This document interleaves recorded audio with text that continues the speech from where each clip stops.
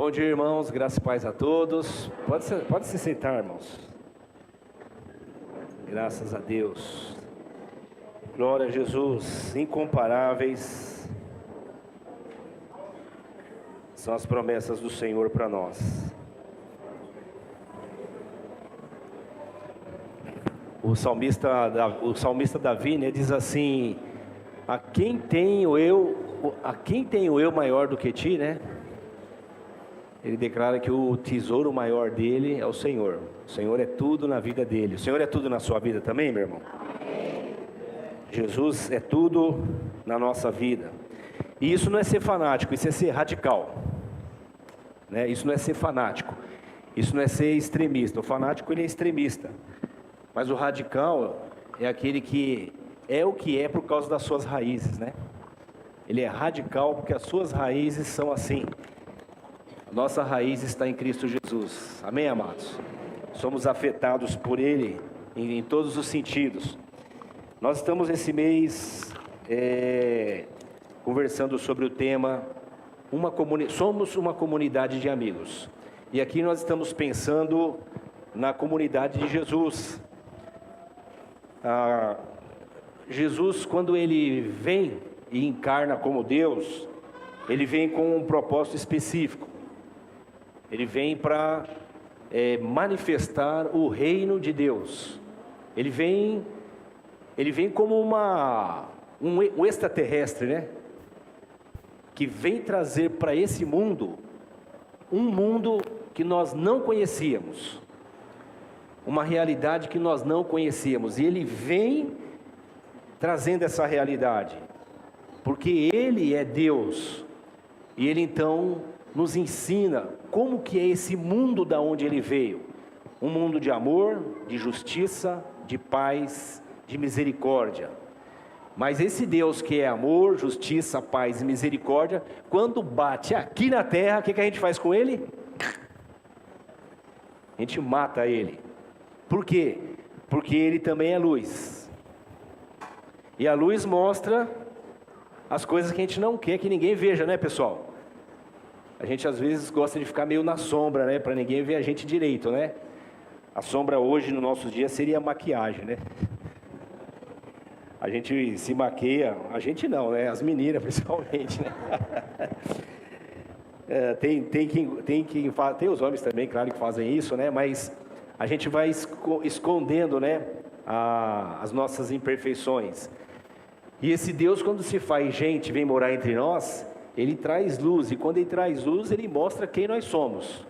E quando o homem vê Jesus como um farol, mostrando para ele quem Ele é, ele pega uma pedra e joga nesse farol. Ele quer destruir esse farol, ele mata esse farol, ele crucifica esse farol. Mas Jesus veio para isso. Jesus veio para morrer e nos dar e nos redimir, nos resgatar, nos libertar e trazer e manifestar dentro de nós o reino que é o reino dele, manifestar em nós quem Ele é. E Ele então faz isso convidando pessoas para andar com Ele, que é uma comunidade. A palavra eclésia ou eclesia no grego é igreja, que significa ajuntamento, grupo, né? Comunidade. Então havia muitos ajuntamentos, muitos grupos. Hoje seria alguma coisa parecida com uma ganguezinha, uma comunidade, um clube, nós chamamos de comunidade. Então Jesus tinha a sua comunidade, Ele estava organizando, estabelecendo a sua comunidade. Mas a sua comunidade era mais do que pessoas que Ele chamava e anotava o nome deles numa lista de membros. Jesus estava chamando pessoas porque Ele ia agora entrar nessas pessoas. Ele estava chamando pessoas para entrar nelas e fazer delas uma comunidade parecida com Ele. Tá bom? Melhorou? Uma comunidade que pareça com Ele. Como os meus filhos. Os meus filhos são bonitos igual a mim. Tenho dois. Um é lindo, o outro é maravilhoso. Parece comigo. Não, pior que todo mundo fala que parece só com a Daisy, né? Parece que é só filho dela. Mas eles parecem comigo, saíram de mim. Jesus veio para entrar em nós, para que nós sejamos parecidos com eles. Então, quando o Senhor Jesus vem para fazer essa missão, Ele estabelece para a sua comunidade um propósito. E o propósito é que essa comunidade seja uma comunidade de amigos.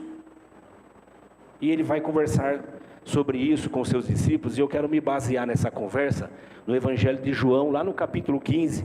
Eu gostaria que você abrisse aí comigo. João capítulo 15.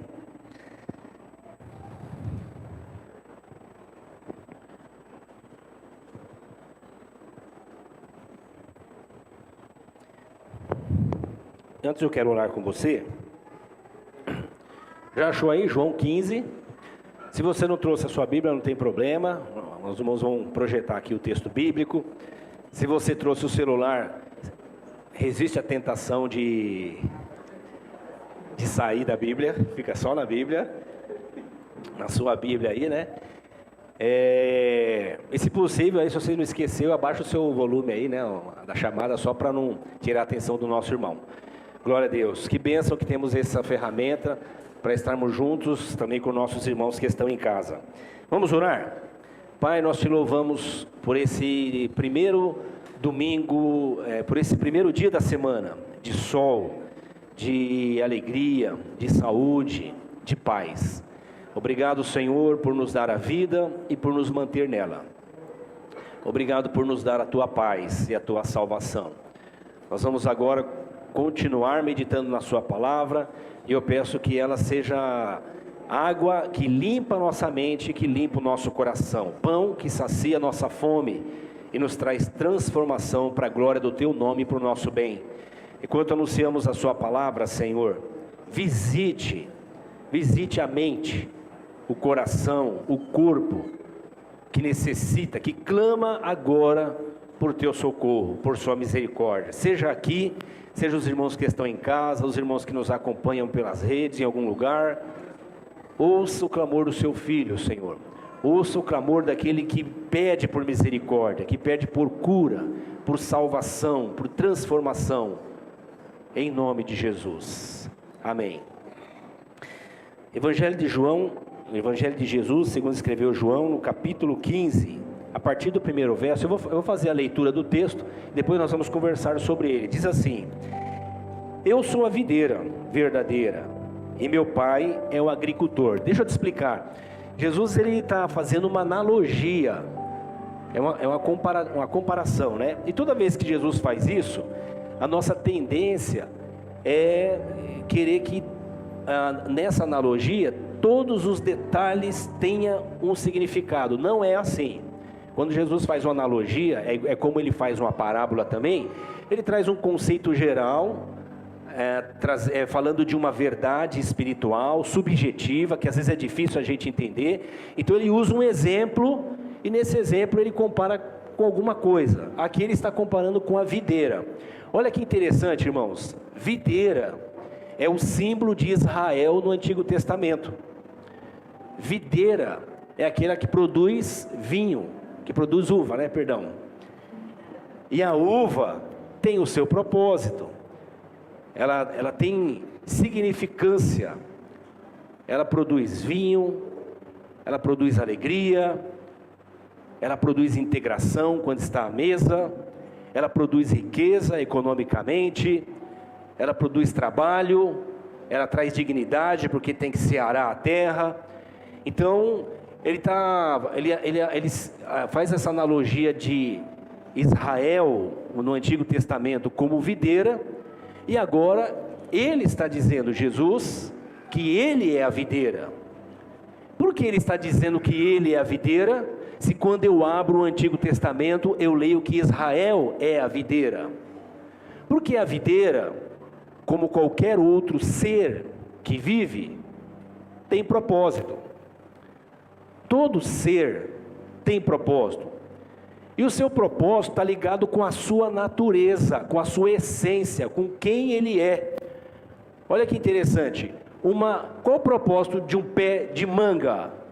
A natureza do pé de manga é dar abacaxi, certo ou não? Não, é dar manga. E se ela não der nem abacaxi nem manga? É como se ela não tivesse significado. Imagine que uma árvore, nesse caso aqui eu estou falando do abacaxi ou da mangueira, e Jesus está falando da figueira, tivesse sentimento. Ela ia ser aquele ser que não sente propósito, significado. Quem eu sou? Para que eu sirvo? Eu não sei quem eu sou. Por quê? Porque a gente se identifica com o que a gente produz. A gente produz o que tem a ver com a nossa natureza. A natureza do pé de manga é produzir manga. E quando ela produz manga, todo mundo bate palma e fala, essa é uma boa mangueira. Você imagina uma mangueira com sentimento e fica toda feliz. Ah, que legal, eu estou produzindo manga. Mas uma que não produz manga, ficaria triste. Então, eu e você também temos propósito, nós somos seres. E como seres, temos uma natureza. E a nossa natureza tem a ver com quem nós somos. E quem nós somos tem a ver com o nosso propósito, com aquilo que nós produzimos. Israel era chamado de videira, só que essa videira deveria produzir uva. Israel, como símbolo de videira, não produziu fruto, foi estéril. Israel, como videira, não cumpriu o seu propósito. Jesus chega e diz assim agora, eu sou a videira, não mais Israel, eu sou a videira. E ele fala, eu sou a videira faixa preta, eu sou a videira verdadeira, eu não sou fake, eu sou a videira verdadeira. E aí ele fala da dependência dele de alguém. Olha que interessante, ele também tem um propósito, ele é um ser, ele tem uma natureza, ele tem um propósito. Mas ele também depende de alguém. Ele diz, mas o meu pai é o lavrador. Ele está dizendo, sua videira, meu pai é o lavrador. E vocês são os ramos. Vamos ler? Todo ramo, e meu pai é o agricultor. Todo ramo que, estando em mim, não dá fruto, ele corta, e todo aquele que dá fruto, ele poda, para que dê mais fruto ainda. Então, é aqui, né, ó. Deixa eu pegar aqui esse... Ó o ramo aqui, ó. A videira, o fruto, o ramo é esse estalinho aqui, ó. Então, o talo está ligado na videira, e a videira é que produz essa essência que vai gerar fruto. Mas a videira precisa ter alguém cuidando dela, que é o agricultor, o lavrador. Então o pai e o filho, nessa analogia, Jesus, que é o filho, é a videira, o pai é o agricultor, e ele está falando de relação, de convivência, de dependência, de interação. Ele também está dizendo, ó, vocês são o ramo. Então calma, não fique se achando, você é o ramo, você não é a videira, você é só o ramo. E é desse ramo que vai produzir o fruto. Mas esse ramo depende da essência, da natureza da videira. Então ele diz assim, aquele ramo que não dá fruto, o meu pai, ele vem e poda. Aqui vocês não precisam ficar com medo, tá? O podar aqui é cuidar, é tratar. Aquele que está dando fruto, ele poda, ele trata, ele intensifica, ele potencializa para que dê mais fruto. E o que não está dando fruto, ele corta. A linguagem aqui é exatamente essa de essência, natureza e propósito. Ora, se um ramo não está dando fruto, ele vai ficar lá drenando energia da videira e não vai produzir nada. Então corta ele deixa de ser um parasita, um peso morto, e o que está dando fruto, ele é podado, é tratado para produzir mais fruto ainda. Então ele está falando dessa convivência, dessa interdependência. Na analogia, ele é a videira, o pai é o lavrador, nós somos os ramos, mas nós estamos todos interligados, interdependentes. E claro que o ramo depende mais da videira e do agricultor do que o contrário, assim como eu e você dependemos mais de Deus do que o contrário. Ok, irmãos? Então ele diz assim que ele limpa, ele poda para que dê mais fruto. Vocês já estão limpos pela palavra que tenho falado. Ou seja, ele já limpou vocês, ele já está podando vocês para que você dê mais fruto ainda. Você está na videira e ele está podando, limpando. Quando você ouve a palavra, ela não vem e tira umas lascas da gente, não é assim? Quando você vai ouvir a pregação do Evangelho, irmãos, e você sente só massageando o seu ego, alguma coisa está errada, tá? Não é Evangelho. O Evangelho normalmente vem, futuca a nossa ferida, a gente sente que tem algum problema lá, e aí ele traz bálsamo, ele traz cura, ele mostra que Deus é bom, e não deve nada para nós. Nós vivemos num tempo onde, sem se perceber, a humanidade tem sentido que Deus está em dívida com ela. Isso tem produzido muito ressentimento contra Deus. Tem muita gente ressentida com Deus, porque alguém lhes disse que Deus era um gênio da lâmpada, que era só fazer um carinho nele que ele saía produzindo respostas. Mas como isso não acontece, a gente fica ressentido com Deus, chateado com Deus. Mas Jesus disse: a minha palavra já tem limpado vocês, para que vocês produzam mais fruto. Permaneçam em mim, e eu permanecerei em vocês. Nenhum ramo pode dar fruto por si mesmo, se não permanecer na videira. Vocês também não podem dar fruto, se não permanecerem em mim. Eu sou a videira, vocês são os ramos. Se alguém permanecer em mim e eu nele, esse dará muito fruto, pois sem mim vocês não podem fazer coisa alguma. Se alguém não permanecer em mim, será como o ramo que é jogado fora e seca. Tais ramos são apanhados, lançados ao fogo e queimados. Olha que interessante, se o propósito do ramo é produzir fruto, e ele não produz, quando você não produz aquilo que você é por natureza, você se sente frustrado, seco, morto, sem graça. Não é assim? Então o Senhor está nos ensinando que quando nós estamos nele, nós nos sentimos satisfeitos, realizados. Por quê? Porque estamos cumprindo o nosso propósito, estamos respondendo à nossa natureza, à nossa missão. Olha o que ele diz na sequência: se vocês permanecerem em mim, as minhas palavras em vocês, pedirão o que quiserem e será concedido. Meu Pai é glorificado pelo fato de vocês darem muito fruto, e assim vocês serão meus discípulos. Ele está reforçando então esse conceito dessa simbiose, né, que há entre o ramo, a videira e o agricultor, entre o Pai, o Filho e eu e você. A minha e a sua realização, a minha e a sua satisfação é produzir o fruto que Deus quer que eu e você produzamos. E quando a gente não produz isso, a gente se sente insatisfeito. Pode ter carro, casa, pode ter riqueza, pode ter bem, pode ter namorado, pode estar casado, pode ter um filho, 10 filhos, parece que está sempre faltando alguma coisa. Por quê? Porque todas essas coisas é da natureza humana, mas produzir o que Deus nos criou para que nós produzíssemos é da natureza de Deus. E quando eu não produzo, eu me sinto incompleto.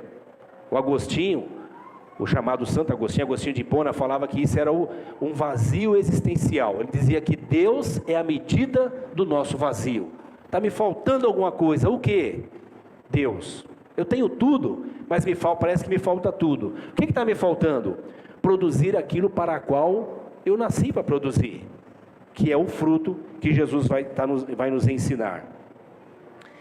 Ele diz assim: como o Pai me amou, assim eu os amei, permaneçam no meu amor. Olha, como o Pai me amou, olha que interessante, irmãos. Deus não pode ser medido, Deus não pode ser definido. Não é possível isso, senão ele não seria Deus, né? Mas, lendo as Escrituras, nós vamos anotando frutos de Deus que está nas Escrituras, e aí nós vamos entendendo um pouquinho da natureza dele. Olha de novo, você vê o fruto e compreende a natureza, a essência. Então, a gente vai anotando lá. Uma das coisas que a gente anota é que Deus é amor. O que Deus é? Deus é amor. Mas Deus é só amor? Não, a Bíblia também diz, Deus é Espírito. A Bíblia também diz, Deus é justo, reto e bom. Nós conversamos isso na reunião passada da ceia, né? Então, são atributos de Deus, são características da natureza de Deus. Então, Deus é amor, mas Ele não é só amor. Ele também é reto, Ele é justo, Ele é bom, Ele é Espírito. Ele é o que? Ele é o que nós necessitamos que Ele seja. Então, o texto que nós vamos ler agora, nos fala da dimensão do amor de Deus. Jesus vai falar agora dessa dimensão do relacionamento que há entre Ele e o Pai, ainda usando a imagem da videira, do agricultor e do ramo. Então, Deus é amor, e há uma dimensão de Deus, essa dimensão de Deus que é o amor, eu preciso desfrutar dela, porque esse é o propósito essencial de Deus para o humano. Quando Deus criou o homem porque amou. Deus amou, e então Ele criou o ser humano. E por que hoje nós sentimos essa falta do amor de Deus? Porque a gente brigou com Ele lá no Jardim do Éden, lembra? A gente brigou com Ele, se divorciou, traiu Ele, chutou Ele, falou que a gente não precisava mais dele, se sentiu autossuficiente. Por quê? Porque alguém jogou uma conversa doce no nosso ouvido. Satanás foi lá e falou com o casal: olha, vocês não precisam de Deus. Eu estou aqui parafraseando, tá? Contextualizando, interpretando, né? Então ele fala assim: olha, vocês não precisam de Deus, vocês são autossuficientes. Toca a vida de vocês aí, que vocês vão descobrir que vocês são inteligentes, vocês são potentes, vocês são capazes, vocês são demais, vocês são deuses. O casal concordou com isso, rompeu o relacionamento com Deus. O que eles perderam? O amor, a essência de Deus. O que ficou para o homem? Esse amor que nós temos deformado, que ama de manhã e quer matar à noite. Já viu o casal brigando com o negócio de divórcio? Os filhos que são o amor desse casal vira vítima. Soca eles, por quê? Por causa de dinheiro. Quem vai ficar com o quê? Né? Vamos nem falar disso porque é perturbador, né, irmãos? Mas é amor. Que amor é esse? Então falta o amor de Deus, nós precisamos do amor de Deus, e quando esse amor não está em nós, nós nos sentimos incompletos, vazios, frustrados, por mais que tenhamos as coisas que estão ao nosso redor. Então o Senhor Jesus começa a falar dessa dimensão de Deus, que eu e você devemos desfrutar, porque Ele desfruta. Ele diz assim, versículo 9, como o Pai me amou, assim eu os amei. Olha que interessante, como o Pai me amou, assim eu amei vocês. Se vocês obedecerem os meus mandamentos, permanecerão no meu amor. Olha que interessante aqui, irmãos. Jesus, se vocês obedecerem os meus mandamentos, permanecerão no meu amor, assim como tenho obedecido os mandamentos de meu Pai, e em seu amor permaneço. Ele está falando que ele está numa dimensão de Deus que é o amor, e ele permanece nessa dimensão. E como que ele permanece nessa dimensão? Imagina que o amor de Deus é esse espaço que eu estou aqui, e ele falou, olha, eu permaneço nessa dimensão do amor de Deus. Como que ele permanece na dimensão do amor de Deus? O que ele diz aqui? Eu permaneço no amor do meu Pai, por quê? porque eu obedeço o meu Pai. E quando que eu saio da dimensão do amor do Pai? Se eu desobedecer o Pai. Aí ele está dizendo, como eu obedeço o Pai, e o Pai me amou, eu amo vocês. Eu permaneço no amor do Pai, obedecendo Ele. Como que eu e você permanecemos no amor de Jesus? Obedecendo Ele. E aí eu vou colocar entre aspas aqui, isso é uma missão impossível. Obedecer a Deus, irmãos, é impossível.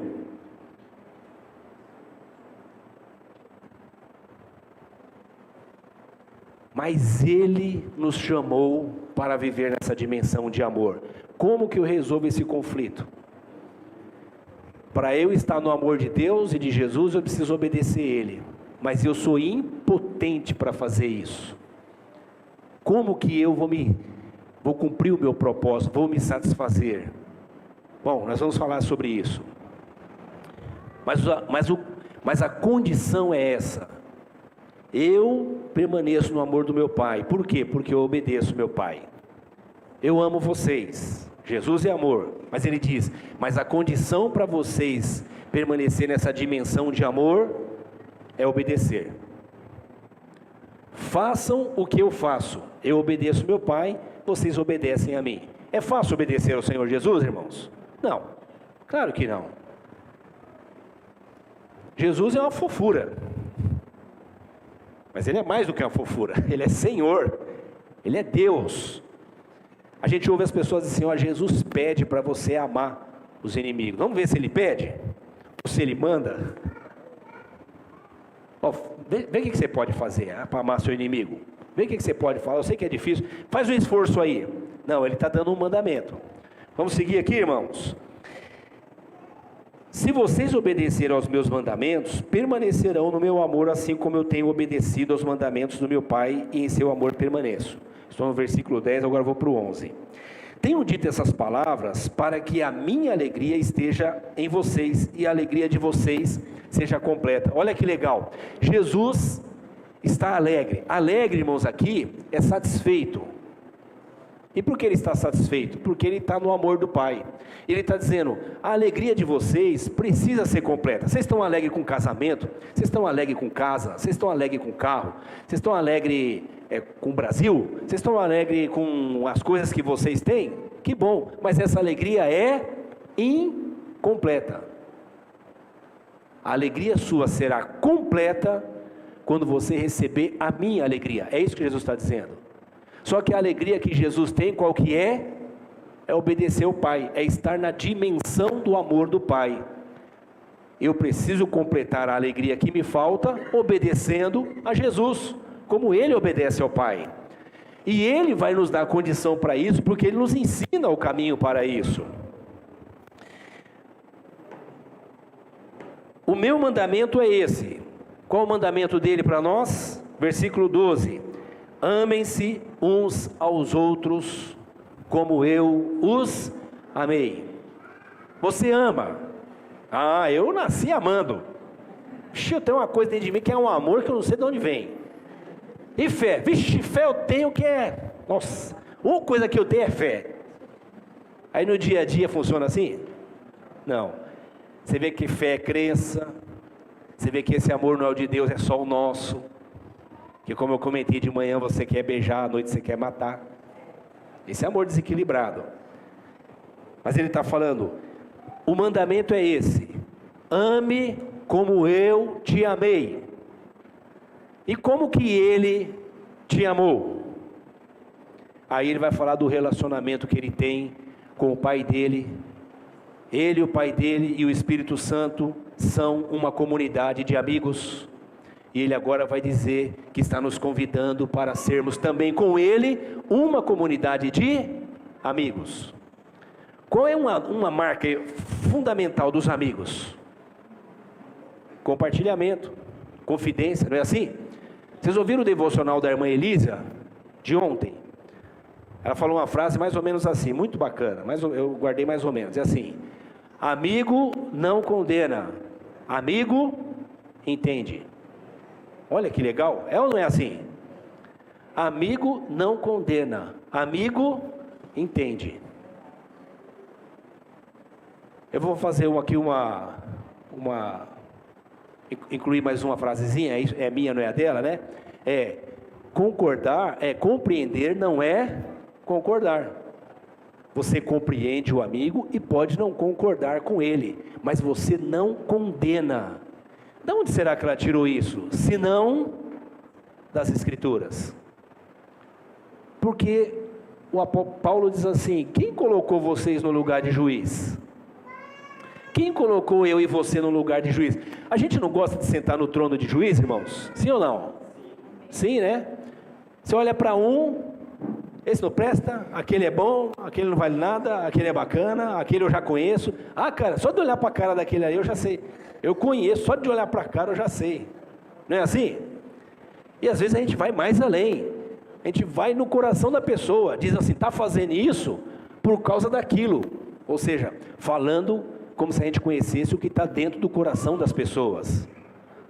E coração, terreno que só Deus anda, né, irmãos? Se nem, a Bíblia diz assim, enganoso é o coração do homem mais do que todas as coisas, quem o conhecerá? Se nem eu conheço o meu coração, você vai conhecer o meu coração, ou eu o teu? Quem conhece é o Senhor. Então a amizade pressupõe relacionamento, compartilhamento, convivência, partilha. E Jesus então segue dizendo assim, versículo 12 de novo, meu mandamento é esse, amem-se uns aos outros como eu os amei. Ninguém tem maior amor que aquele que dá a sua vida pelos seus amigos. Quem vai fazer isso? Não se esqueçam que Jesus está tendo a última conversa com os discípulos. E ele está dizendo, eu vou dar a minha vida por vocês. Imagine o Pedro, que não queria nem que ele lavasse o pé dele. Agora ouvindo ele dizer, eu vou dar minha vida por você. Vocês serão meus amigos, se fizerem o que eu ordeno. Já não os chamo de servo, porque o servo não sabe o que o seu senhor faz. Olha, ele está falando de confidência, né? Em vez disso, eu os tenho chamado amigos, porque tudo o que eu ouvi do meu pai, eu tornei conhecido para vocês. Olha, meu pai fala comigo, e eu conto tudo o que ele fala para mim. Ele não é fuxiqueiro não, ele está falando de amigo, viu gente? Ele não está falando de falar do pai, sobre o pai, de causas que o amigo não conhece, não pode resolver. Ele está falando do que o pai faz. Ele está falando, o pai fala coisas comigo, e eu estou compartilhando com vocês. Está falando de intimidade, de relacionamento. Ele está chamando aquela comunidade que ele está organizando para fazer parte da comunidade que ele já faz. A Trindade, que é uma comunidade de amigos. Onde há amizade, há confidência, há compartilhamento. A vida na vida. Vida gera vida quando essa vida está viva. Quando ela está incompleta, a sua alegria incompleta, ela gera morte, ela gera peso. Vocês não me escolheram, mas eu escolhi vocês, para irem, darem fruto, que permaneça, a fim de que o Pai conceda a vocês tudo o que pedirem em meu nome. Esse é o meu mandamento, ele reforça, amem-se uns aos outros. Ele está no amor do Pai, e a alegria dele é completa, mas ele me chama a atenção que a minha alegria é incompleta, mas ele diz, eu vou completar a sua alegria, se você produzir o fruto que você foi criado para produzir. Qual é esse fruto? Amor. Quem não ama, morre. O Agostinho também, ele diz assim, o homem ama, e ele sabe que ele ama, mas ele também deseja ser amado, e o seu sofrimento é que ser amado depende do amor do outro. Ele ama, e isso traz para ele alegria, mas traz também frustração, porque quando ele ama, ele espera retorno, e quando não vem o retorno, vem a frustração, e a alegria não é completa. É uma alegria, mas ela não é completa. Jesus está dizendo: a alegria que eu vou produzir em vocês vai completar vocês. E a alegria que vai completar vocês é o amor do meu Pai, não é o amor de vocês. Não confunda, ele está esclarecendo isso para a gente. Não confunda.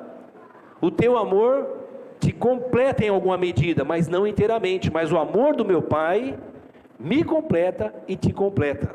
E eu vou compartilhar esse amor com vocês. E ele ensina o caminho então. O caminho é eu caminhar com você como seu amigo. Vivermos como uma comunidade de amigos. E se essa é uma missão impossível, porque eu não consigo te amar com o amor de Deus, eu consigo te amar com o meu amor, mas eu não consigo te amar com o amor de Deus. A gente, por exemplo, confunde o amor com afinidade. Então aqui na comuna você tem um grupo grande de pessoas, e você ama todo mundo, mas tem aqueles que você tem mais afinidade do que outros, não é assim? Os que você tem menos afinidade, você ama menos? Não, é só afinidade. Nós confundimos o amor com esse negócio do chegar perto, dar um abraço, né, e acariciar. Cuidado, às vezes você tem que fazer isso só com a sua esposa, só com o seu filho, só com a sua mulher, com o seu marido, e toma cuidado, hein? Não é questão só de contato de pele. O amor que o Evangelho nos ensina é um amor mais prático, menos romântico. Ainda que eu e você não devemos abandonar jamais o amor romântico dentro das nossas relações afetivas, mas o amor do Evangelho é outro amor, é um amor prático. É um amor que sai do discurso e vai para a prática. Ele diz: assim como eu amei vocês, e como Ele amou a nós, se entregando por nós. Então ele diz que essa dimensão de amor, de relacionamento, acontece através da entrega, através da minha disposição de cuidar de você, de servir você. Eu não posso morrer por você, mas eu posso cuidar de você, eu posso estar com você, eu posso andar com você. E esse é um mandamento impossível, porque eu só faço esse mandamento quando o Espírito Santo vem habitar em mim. Vamos lá em Atos capítulo 2. Nós estamos estudando, nós estamos na nossa jornada. Hoje é o nosso 8º dia da nossa jornada de jejum, oração e meditação nas Escrituras. E nós estamos nessa jornada, e eu convido você, se você ainda não faz parte disso, a participar da nossa jornada de jejum, oração e meditação nas Escrituras. Nós estamos meditando no livro de Atos dos Apóstolos. O objetivo é buscarmos sensibilização, quebrantamento, contrição, avivamento, revitalização para a nossa vida, para que a nossa comunidade de amigos seja vivificada, fortalecida. A volta da pandemia ainda tem segurado muitas pessoas longe uma das outras, mesmo quando estão próximas fisicamente. Atos capítulo 1, versículo 8. Esse mesmo Jesus, após morrer e ressuscitar, ele agora aparece aos discípulos. E no versículo 8, após conversar com os discípulos, ele diz: mas receberão poder quando o Espírito Santo descer sobre vocês, e serão as minhas testemunhas em Jerusalém, Samaria, Judeia e até os confins da terra. Esse mesmo Jesus, que antes de morrer está dando um mandamento impossível para os seus discípulos, agora ele está dizendo: vocês vão receber capacitação, poder, para obedecer o mandamento que eu dei a vocês. Qual é o mandamento? Amem-se uns aos outros como eu amei. Como ele amou? Amou se entregando, amou morrendo por nós. Como que eu e você amamos o outro? nos entregando para o outro, cuidando do outro, servindo ao outro. E esse amor não é um amor romântico, é um amor prático. É um amor que fala de entrega, de convivência. É um amor que dá e não espera em troca. O amor que espera em troca é o meu e o teu. O amor de Deus não espera em troca. Nós damos por amor a Cristo. Você ama o seu irmão primeiro por amor a Cristo. E aí você convive com ele, vai descobrindo que ele é parecido com você, mas ele também é parecido com Cristo. E à medida que você vai vendo Cristo nele, vai reforçando o seu amor nele e por ele. Porque você também tem o amor de Deus. E como que eu e você cumprimos essa missão? Jesus nos dá a promessa: vocês vão receber o Espírito Santo. No capítulo 2, diz que cumprindo-se o dia de Pentecoste, que era uma festa que eles realizavam, todos estavam reunidos no mesmo lugar, e eles ouviram um som muito forte que encheu toda a casa na qual estavam assentados. Viram o que pareciam línguas de fogo que se separavam e pousavam sobre cada um deles. Versículo 4. E todos, vamos ler juntos? Versículo 4, 4, capítulo 2, versículo 4. Vamos ler juntos aqui, irmãos? Todos ficaram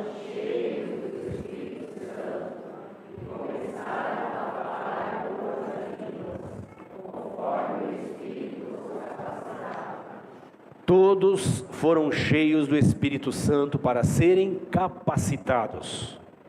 Capacitados para quê? Para amar.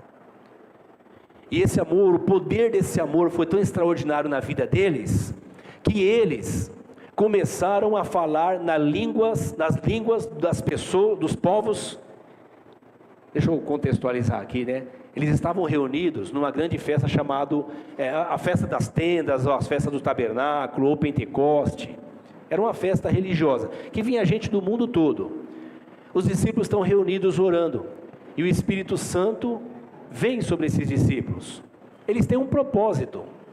A igreja tem um propósito, a igreja tem uma missão. A igreja não é um clubinho que fica se reunindo todo domingo e um abraçando o outro. E a gente faz isso. A gente se reúne aqui para se encher de alegria, de comunhão, se fortalecer com os irmãos, nos animar no Senhor, nos empoderar de novo e vamos para a vida para ser igreja, no dia a dia. Então, eles estavam reunidos orando, o Espírito Santo cumpriu-se a promessa de Jesus, o Espírito Santo veio sobre eles e eles foram batizados, ou seja, eles foram envolvidos, eles foram cheios do Espírito Santo. Eles receberam poder. Para quê? Para amar. E uma das primeiras coisas que esse amor produziu foi a capacidade de falar em outra língua. Que língua? A língua dos povos que vieram visitá-los nessa festa e que não sabiam do reino de Deus. Imagine, nós estamos aqui dentro, orando, porque cremos na promessa de Jesus. E aí tem uma multidão lá fora que veio para a festa, mas não está conosco. Gente do Japão, da Coreia, da Rússia, da Bahia, do Paraguai, e está tudo aqui fora. E aí o Espírito Santo vem e nos visita, e nos dá poder.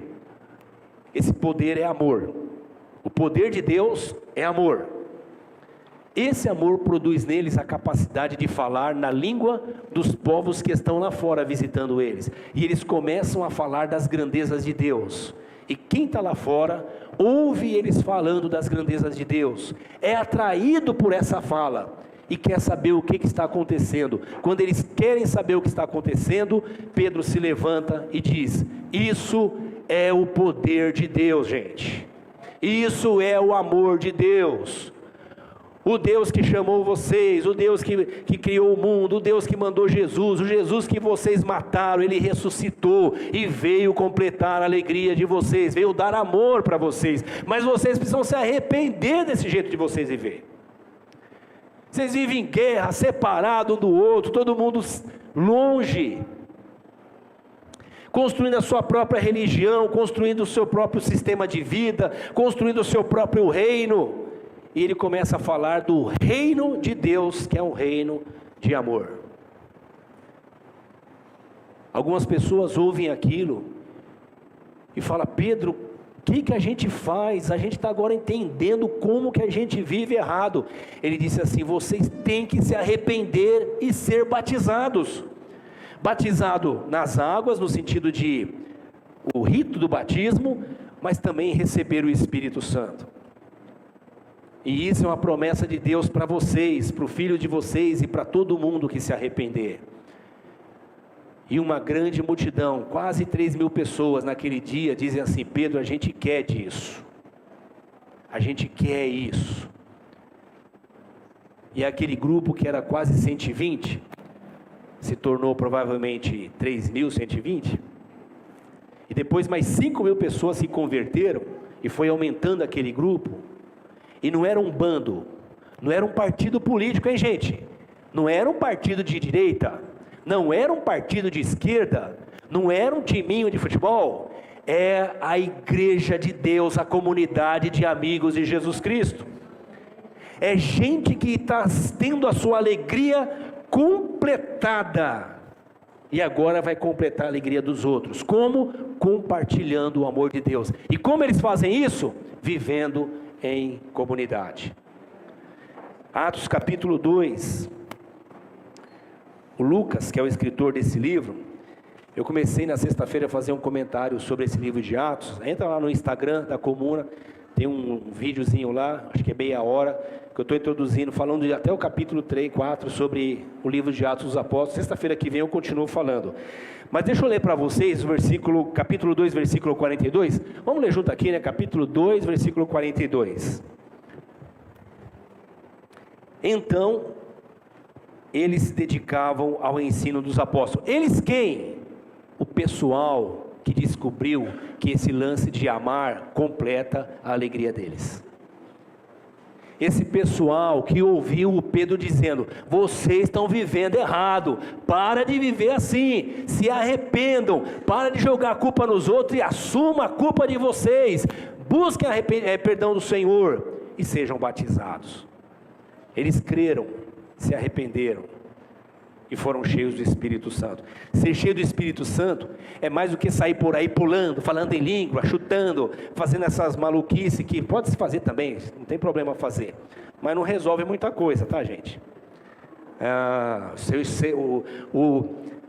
Nós associamos muito o Espírito Santo com poder, e é poder, mas é poder para amar, irmãos. Se o Espírito Santo não é poder para amar, é para quê? É para produzir vaidade, porque tem um monte de gente cheia de dom que é vaidosa. Ele é que cura, ele é que profetiza, ele é que revela, ele é que... O Espírito Santo, quando produz poder em nós, que é o amor, é o contrário. O que você tem é só para servir o outro. E você não faz propaganda, você serve em silêncio. Olha que coisa gostosa, né? Você ouve um irmão dando um testemunho aqui para o outro. Eu ouvi a irmã Lísia, de novo, né? No devocional dela, ela falou que no começo do ano estava com muita tristeza, chateada, um momento difícil. E alguém, ela não dá nome, dá endereço, um amigo meu veio e falou comigo, e aquilo alegrou meu coração. A comunidade de amigos é assim. É gente que está transbordando de alegria. Você já chegou perto de alguém que está bravo, nervoso, irritado? Você não sente uma radiação assim, querendo te contaminar? Sim ou não? Pessoa meio, né, babando, assim, meio tremendo. Aí você... agora, como é bom quando você está perto de alguém que a alegria dele está completa? Está cheio do Espírito Santo? A pessoa está falando, irmão, você quer ouvir mais, não é assim? Ela vai orar com você, aí ela fala, ora você. Fala, não, continua você orando você, que não gostou de receber essa oração. Não é assim? Você vai andar com ele, você vai correr com ele, você vai fazer uma atividade física, você vai cozinhar com essa pessoa, você quer estar com aquela pessoa. Não é que ela é perfeita, é que ela está cheia. Tem hora que você vai encontrar as imperfeições dela, mas essa é a alegria de conviver. É experimentar as diferenças. Lucas registra aqui Qual que é o jeitão dessa igreja, dessa comunidade de amigos? Eles se dedicavam ao ensino dos apóstolos. Eles quem? Essa galera. Por que eles se dedicavam ao ensino dos apóstolos? Os apóstolos ouviram Jesus. Eles querem saber, o que vocês ouviram de Jesus? Fala aí para mim. Como é que Jesus falou que a gente tem que criar os filhos? Ou conta aí, como é que Jesus falou que a gente tem que ser casado? Como é que Jesus falou que eu tenho que tocar meus negócios? Como é que Jesus falou que eu tenho que cultuar a Ele? E os apóstolos iam falando. Todo dia eles iam lá, tem mais, a gente quer mais. Os grupos de estudo na igreja servem com o mesmo propósito. Olha que interessante, quando você está bebendo algo que te traz satisfação, você quer mais, e não só você quer mais, você quer levar alguém para beber dessa água com você, ou disso que te faz bem, não é assim? E você convida a pessoa, vamos lá, é bom, você vai gostar, não aquela coisa chata, né? Que você quer arrastar os outros, faz isso não, que isso é horrível, ou coisa chata, tem gente que é chata, né, irmãos? Com esse negócio de querer arrastar você para os lugares, não é disso que eu estou falando, não, estou falando daquela coisa gostosa que você compartilha com o outro, e ajuda o outro, você transborda a alegria que Deus tem te dado, e o outro é tocado com a alegria que Deus tem te dado. Glória a Deus. Tem aquela pessoa que vai na sua casa e fala, eu já vou embora, você fala, não vai não. Tem aquela que vai embora, fala que vai embora, você fala, bem. Eu nunca passei isso não, mas você já deve ter passado. Eles se dedicavam ao ensino dos apóstolos, à comunhão, ao partir do pão e às orações. O que é o partir do pão, irmãos? Isso aqui, ó. Todos estavam cheios de temor, não é medo, é temor. O que é temor? É reverência. Eu sei quem o Senhor é, eu sei quem eu sou. Deixa eu baixar a bola aqui e pedir misericórdia para Ele. E não ficar determinando para Ele o que Ele tem que fazer, ou ficar ressentido porque Ele tem alguma dívida comigo. Deus não tem dívida comigo nem com você. Ele nos salvou. Ele nos chamou para a vida. Eu estou sofrendo porque Deus esqueceu de mim. Você está sofrendo porque você está na vida. Para de sofrer, morre. Eu lembro do irmão, o pastor que falou com a gente, que um membro da igreja lá foi lá, falou, pastor, eu não aguento mais essa vida, é sofrimento, trabalho, e não sei o que, ora para Deus acabar com isso. Ele pôs a mão assim e falou, Senhor, leva a sua serva agora. Ela, não pastor, o que é isso? Como é que o senhor fala uma coisa dessa? Você não pediu para parar tudo o sofrimento? Só morrer, que para tudo o sofrimento. Porque no caso dela, ela vai morrer e vai estar com Jesus, né, irmãos? Todos estavam cheios de temor e muitas maravilhas e sinais eram feitos pelos apóstolos. Os que criam mantinham-se unidos e tinham tudo em comum. Vamos ler o versículo 44 juntos, irmãos? Os que criam. Por que eles mantinham-se unidos? Porque essa alegria completava eles. Olha, irmãos, tem hora que está com os irmãos, cansa ou não cansa? Só entre nós, ninguém está ouvindo a gente, só entre nós aqui. Tem hora que está com os irmãos, não cansa? Sim ou não? Tem horas que cansa, irmão. Eu acho, tem hora que que está com os irmãos, cansa. Não é o caso de vocês, eu digo outras pessoas que eu ando por aí, né? Mas tem hora que cansa. Mas olha que interessante, mesmo cansando você sente necessidade. Não é assim? Não tem hora que o seu marido te cansa? Calma, não responde muito forte não. Não tem hora que a sua esposa te cansa? Sim ou não? Não, agora vamos lá. Não tem hora que o seu filho te cansa? Aos filhos. Não tem hora que a sua mãe e seu pai te cansa? Calma.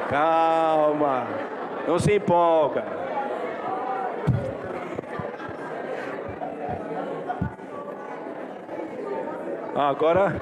Agora eles acordaram, vieram para o culto.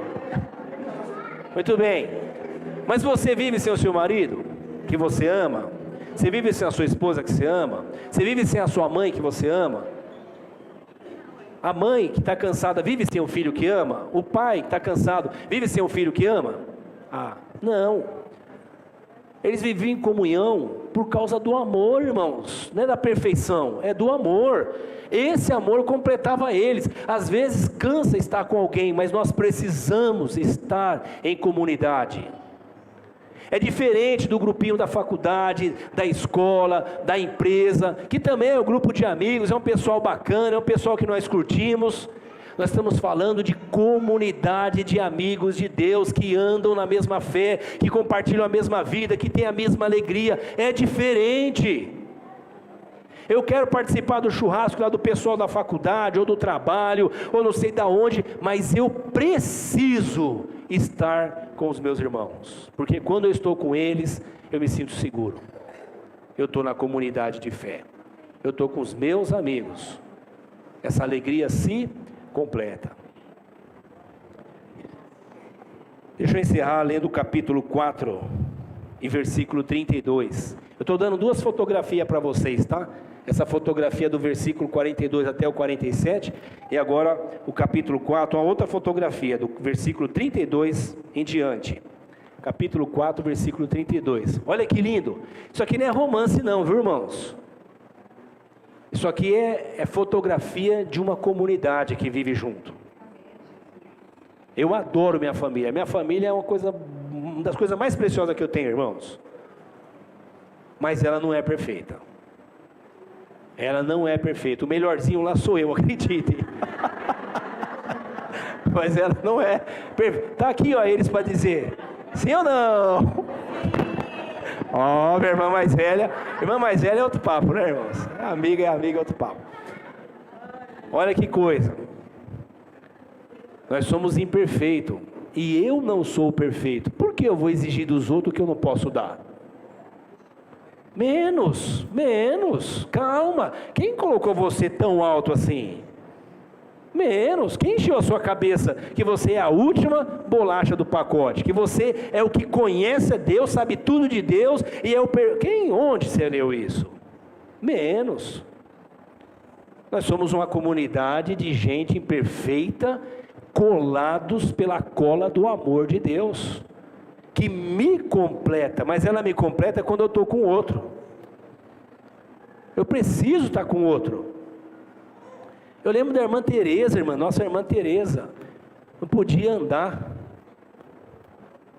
Ela ficava lá, né, ó, pedindo para a Rose, entra lá no tablet dela, eu ia lá às vezes visitar ela, falava que era uma luta danada, que o inimigo estava impedindo, o inimigo é o Wi-Fi, né, estava impedindo dela assistir o culto, mas ela queria participar do culto de todo jeito, isso antes de pandemia, antes da gente... Por quê? Eu preciso estar com os irmãos. Ela vinha aqui, os irmãos lembram da dificuldade dela sair do carro, irmãos, para entrar e sentar aqui? Que dificuldade! Para que ela vinha? Não tinha o que fazer? Não, é comunhão. Eu preciso estar com os meus irmãos. Mas ele te ama, eles te amam, eles mandam beijo para você, mandam uma mensagem, coraçãozinho, já ama você. Não, eu preciso estar com a comunidade de amigos. Isso me completa. Minha alegria é completa quando eu estou na comunidade de fé, com os meus irmãos. Da multidão dos que creram, uma era a cérebro, raciocínio, entendimento, razão, racionalidade, e um era o coração, emoção, afeto, sentimento. Ninguém considerava unicamente sua coisa alguma que possuísse, mas compartilhavam tudo o que tinham. Olha a diferença da sociedade que nós vivemos, que tudo é meu, é para mim. O caminho é outro. Nós vivemos em comunidade, nós convivemos com o outro, vemos o sofrimento do outro, compartilhamos a aflição do outro. É alguém que morre, é alguém que perde o marido, é alguém que entra numa crise, é alguém que está doente, e isso traz sofrimento para a gente, mas esse sofrimento é gostoso. Por quê? Porque nós vivemos em comunidade. Vamos seguir mais o versículo 33? Com grande poder os apóstolos continuavam a testemunhar da ressurreição do Senhor Jesus, e grandiosa graça estava sobre todos eles. Que poder? Falar gritando, falar grosso, bater na mesa, dizer que essa igreja é a igreja de Deus e as outras é do diabo? Não, o poder é o amor. Os apóstolos não ficavam dentro de um quartinho, num púlpito pregando para os outros, vem aqui que eu vou pregar para vocês. Eles iam para a rua, no dia a dia, convivendo com gente de carne e osso. É vida gerando vida. É vida na vida, é discipulado, é compartilhar com o outro, é andar com o outro, é viver com o outro. Não é querer dominar o outro, nem querer controlar a vida do outro, nem se meter na vida do outro. É estar com o outro para ser luz, para ser alegria, para ser vida. E nós podemos fazer isso. Eu disse inicialmente que era impossível, porque é impossível para aquele que não recebeu o Espírito Santo. Mas quando você recebe o Espírito Santo, você começa a viver assim, porque isso se torna o seu jeito natural de viver, porque você agora é cheio do Espírito Santo. Amém, irmãos? Eu quero orar com você. Nós vamos seguir esse mês conversando sobre isso. Jesus, Ele nos chama para essa vida comunitária. Ele ensina muito sobre isso no momento da ceia, como nós vamos partilhar agora. Olha o que ele diz lá em Mateus capítulo 26.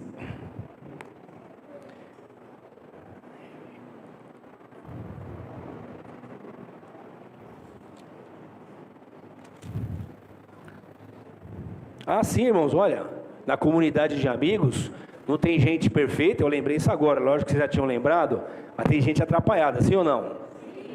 E tem gente que é muito atrapalhada. O Judas, por exemplo, foi um desastre, não foi? Mas Jesus falou assim: joga a pedra na Geni, não presta, joga ele embora. Jesus falou assim, irmãos? Não. A Bíblia diz que Jesus amou ele até o fim. Por quê? Porque ele estava no mandamento do Pai. Não escolha quem você vai amar, viu, irmão? Não escolha quem você vai amar. Faça um exercício aqui na comunidade. Acaba a reunião, ao invés de você ir conversar só com os que você conversa sempre, elege algumas pessoas dentro da comunidade que você fala: eu vou começar a me aproximar dessa pessoa, vou mandar um zap para ele, no culto eu vou dar um sorriso para ele. Eu já ouvi irmãos dizer aqui, irmãos, pastor, eu já ouvi irmão dizer assim: pastor, encontrei gente na rua que passou perto de mim, nem me cumprimentou. Aí eu, para ajudar, pode ser alguém distraído. Não, não é distraído não, pastor. A gente quer ajudar, mas não dá às vezes. Não é distraído não. Mas na rua, irmão, na rua é difícil. E dentro da comuna? Não, lá o pessoal cumprimenta. Porque eu já vi gente que não passou perto de mim e não cumprimentou. É verdade. Mas a outra pergunta é: e você? O que você está fazendo? Eu quero tanto que a Solange me dê um abraço, seja amigo dela. Então eu me aproximo dela. E se ela é aquela pessoa tímida, reservada, que não gosta muito, né, irmãos? Tem gente que não gosta muito de que é amizade, mas isso é amar. Isso é amar. Afinidade você não tem com todos, mas amor é inclusive com os inimigos. Essa é a chamada do Senhor para nós. Lá no capítulo 26, quando Jesus está conversando sobre a ceia, ele diz assim, capítulo 26, versículo 26, Mateus 26, 26. Enquanto comia, Jesus tomou o pão, deu graças, partiu e ofereceu aos discípulos, dizendo... Não, eu li errado. Tomou o pão, deu graças, partiu e deu aos discípulos, dizendo: tomem e comam, isso é o meu corpo. Agora a analogia de Jesus não é mais a videira, agora a analogia de Jesus é pão e vinho. Vinho, fruto da uva, né? Produto da uva. Então, peguem o pão, isso é o meu corpo. Em seguida, tomou o cálice, deu graças, ofereceu aos discípulos, dizendo: bebam dele todos vocês, isto é o meu sangue, o sangue da aliança, que é derramado em favor de muitos para perdão de pecados. Eu digo que de agora em diante, não beberei desse fruto da videira, até aquele dia, em que beberei o vinho novo com vocês no reino do meu Pai. Ele reúne os discípulos na ceia, ele compartilha o pão, compartilha o vinho e diz: a gente só vai sentar de novo junto na grande ceia escatológica, quando nós estaremos juntos com o Pai, e eu vou estar com vocês.